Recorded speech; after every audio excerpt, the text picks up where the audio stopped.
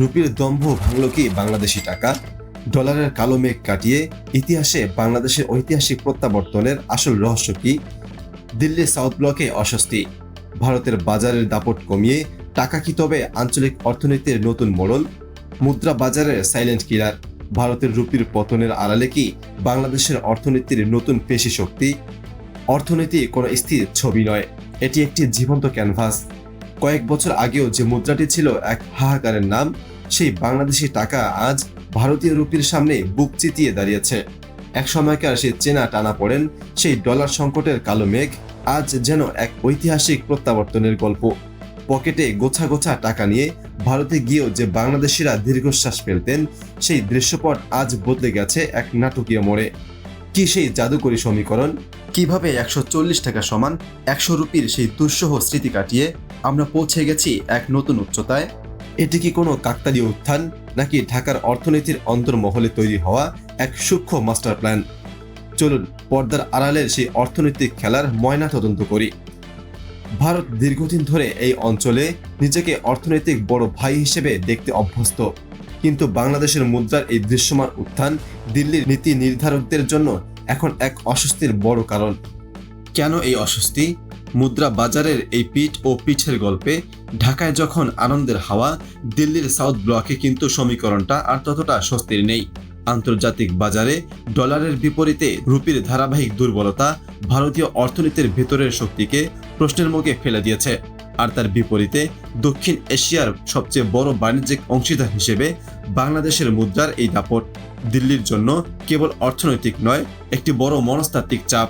টাকা শক্তিশালী হওয়া মানে কেবল টাকার মান বাড়া নয়, এর মানে হলো আমাদের আমদানিকারকদের জন্য ভারতের তুলা, সুতা বা শিল্পের কাঁচামাল কেনার খরচ কমে যাওয়া। বেনাপোল, হিলি বা আখাউড়ার স্থলবন্দরগুলোতে যে প্রাণ চাঞ্চল্য ফিরছে, তা কি কেবল কাকতালীয়? না, এটি হলো বাংলাদেশ ব্যাংকের বাজার ভিত্তিক সংস্কার এবং রেমিটেন্সের সেই অদম্য জোয়ারের ফসল।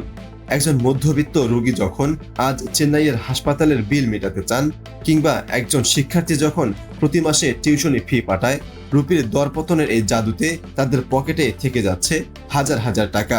কিন্তু এই সাশ্রয় কি কেবলই সংখ্যাতত্ত্ব, নাকি এটি আমাদের অর্থনীতির এক মজবুত ও টেকসই ভিত্তির বহিঃপ্রকাশ? কিন্তু সাবধান, মুদ্রা বাজারের এই সুদিন যেন আমাদের উদাসীন না করে দেয়।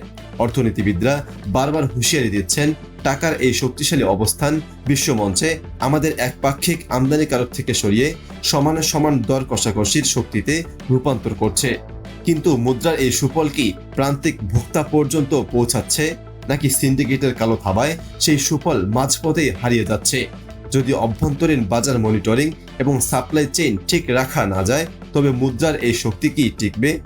ঢাকার এই নতুন পেশি শক্তির প্রদর্শনী কেবল দুই দেশের বাণিজ্যের সাধারণ কোনো হিসাব নিকাশ নয়, এটি আসলে বদলে যাওয়া এক নতুন অর্থনৈতিক বাস্তবতার প্রতীক, যেখানে বাংলাদেশ আর কেবল একপাক্ষিক দুর্বল কোনো রাষ্ট্র নয়, বরং আঞ্চলিক অর্থনীতির এক নতুন কণ্ঠস্বর।